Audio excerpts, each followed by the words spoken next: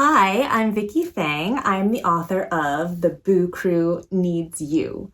This is illustrated by Saoirse Liu, and it is an interactive Halloween book, which means you need to do something on every page to help the Boo Crew save Halloween.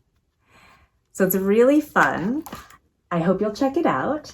And to celebrate the book, I'm going to show you how to make your very own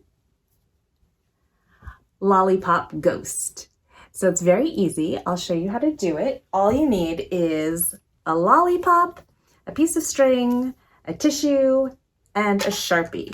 So you're just going to put the tissue over the lollipop in the middle and kind of pinch it underneath the lollipop, and you're going to tie the string around the pinched part right under the lollipop. And I'm going to make a little bow with my string. Then after I tie the string, I'm going to make the face, and the face can be fuzzy because it's a ghost.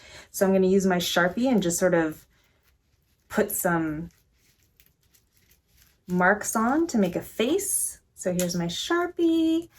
I'm going to do 2 eyes. And I'm going to give this one a smile. And that's it. This is my lollipop ghost. I hope you have fun making your own lollipop ghost, and I hope you check out The Boo Crew Needs You. Have a great day.